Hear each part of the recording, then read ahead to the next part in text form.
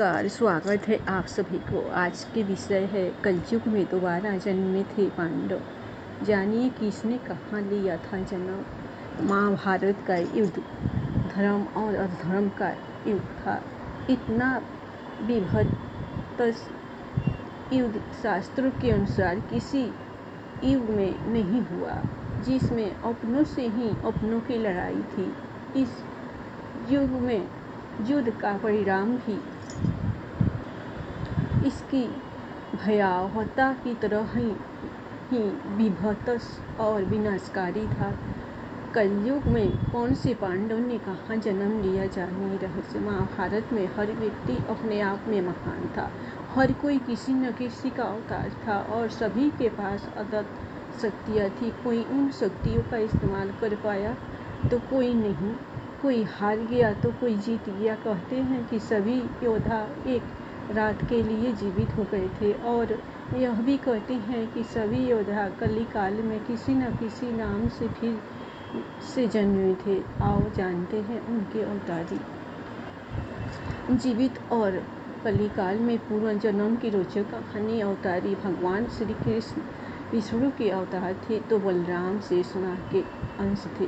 8 वस्तुओं में से एक ध्रुव नामक वस्तु ने ही भीष्म के रूप में जन्म लिया और देवगुरु बृहस्पति ने ही द्रोणाचार्य के रूप में जन्म लिया था। अश्वत्थामा रुद्र के अवतार थे। दुर्योधन कलयुग का तथा उसके 100 भाई पुलस्त्य वंश के राक्षस के अंश थे। सूर्यदेव के पुत्र कर्ण, इंद्र के पुत्र अर्जुन, पवन के पुत्र भीम और धर्मराज के पुत्र युधिष्ठिर और 2 अश्विनी कुमारों नरसत्य और त्रस्त के पुत्र नकुल और सहदेव थे। रुद्र के एक गण ने कृपाचार्य के रूप में जन्म लिया। द्वापर युग के अंश में शकुनी अरिष्टा के पुत्र हंस नामक गंधर्व ने धृतराष्ट्र तथा पांडु के रूप में जन्म लिया। सूर्य के अंश धर्म ही विदुर के नाम से प्रसिद्ध हुए। कुंती और माद्री के रूप में सिद्धि और धृतिका का जन्म हुआ था। मति का जन्म राजा सुबल की पुत्री गांधारी के रूप में हुआ था। राजा भीष्मक की पुत्री रुक्मणी के रूप में लक्ष्मण जी और द्रौपदी के रूप में इंद्राणी उत्पन्न हुई थी। अभिमन्यु चंद्रमा के पुत्र वचक का अंश था। मरुतगण के अंश से सात्यकी, दुर्भद्र, कृतवर्मा और विराट का जन्म हुआ था। अग्नि के अंश से धूमन और राक्षस के अंश से शिखंडी का जन्म हुआ था। विश्वदेवगण द्रौपदी के 5 पुत्र प्रतिबिंधय, सुत, सोम, सुतिकीर्ति, शतानिक और सुतसेव के रूप में पैदा हुए थे। दानव राज विप्रचिति, जरासंध और हिरण्यकशिपु शिशुपाल का अंश था। कालनेमी दैत्य ने ही कंस का रूप धारण किया था। इंद्र की आज्ञानुसार अप्सराओं के अंश से 16,000 स्त्रियां उत्पन्न हुई थी।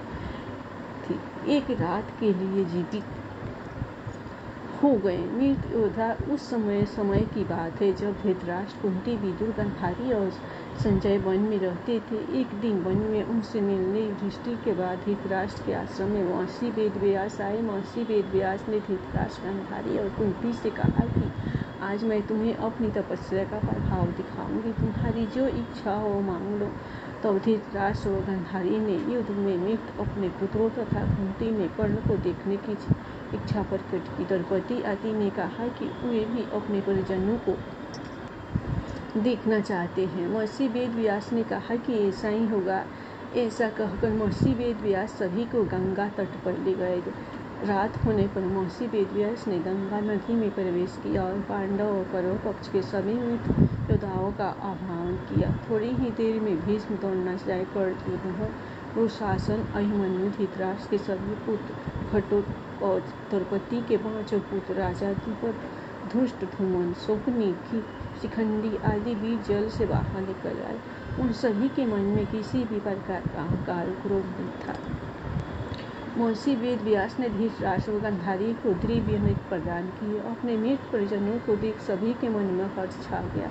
सारी रात अपने मृत परिजनों के साथ बिताकर सभी के मन में संतोष हुआ। अपने मृत पुत्र, भाई, पतियों और अन्य संबंधियों से मिलकर सभी का संतोष दूर हो गया और इस प्रकार अदंतराग समाप्त हो गई। भविष्य पुराण में वर्णित एक कथा। भविष्य पुराण के अनुसार शिव जी से युद्ध करने के कारण पांडवों को कलयुग में पुनर्जन्म लेना पड़ा था। कहते हैं कि जब आधी रात के समय अश्वत्थामा, कृतवर्मा और कृपाचार्य ये तीनों पांडवों के शिविर के पास गए और उन्होंने मन ही मन भगवान शिव की आराधना कर उन्हें प्रसन्न कर लिया। इस पर भगवान शिव ने उन्हें पांडवों के शिविर में प्रवेश करने की आज्ञा दे दी, जिसके बाद अश्वत्थामा ने पांडवों के शिविर में घुसकर शिव जी से प्राप्त तलवार से पांडवों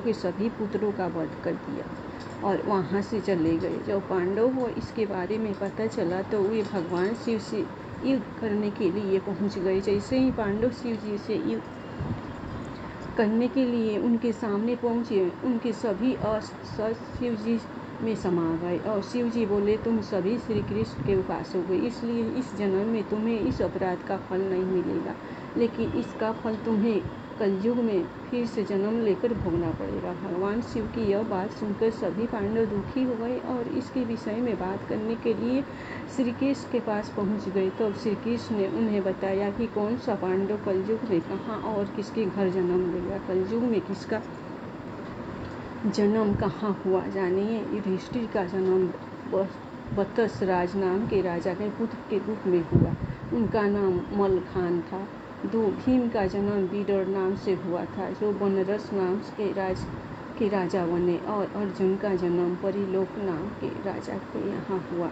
उनका नाम ब्रह्मानंद था। 4 नकुल का जन्म कान्यकुब्ज के राजा रतनभानु के यहाँ हुआ। उनका नाम लक्ष्मण था। 5 सहदेव ने भीम सिंह नामक राजा के घर में देवी सिंह के नाम से जन्म लिया। 6 दानवीर कर्ण ने तारक नाम के राजा के रूप में जन्म लिया। 7 कहते हैं कि धृतराष्ट्र का जन्म अजमेर में पृथ्वीराज के रूप में हुआ और द्रौपदी ने उनकी पुत्री के रूप में जन्म लिया था, जिसका नाम बेला था। हिंदू धर्म ग्रंथ में अनेक पुराणों का वर्णन मिलता है। इन पुराणों में भगवान से जुड़ी कई घटनाओं का वर्णन है। इसी प्रकार भविष्य पुराण में द्रोणपुत्र अश्वत्थामा द्वारा पांडव पुत्रों के वध का तथा तत्पश्चात पांडवों द्वारा शिव जी से युद्ध का विस्तार से वर्णन किया गया है। भविष्य पुराण में यह भी बताया गया है कि शिव जी से युद्ध करने के कारण ही पांडवों को कलयुग में पुनर्जन्म लेना पड़ा था। कहा जाता है अश्वत्थामा आज भी जीवित है और वो महाभारत काल से आज तक भटक रहे हैं, लेकिन यह भी सत्य है कि पांडवों का भी पुनर्जन्म हुआ है। इन सभी सवालों का जवाब भविष्य पुराण में मिलता है। जय श्री कृष्ण। दोस्तों, आपको ये जानकारी कैसी लगी कृपया कमेंट करके ज़रूर बताएं। वीडियो पसंद आए तो लाइक करें और ऐसे ही और भी बहुत सारी कहानियों को सुनने के लिए चैनल को सब्सक्राइब जरूर करें। प्रेम से बोलिए जय कृष्ण।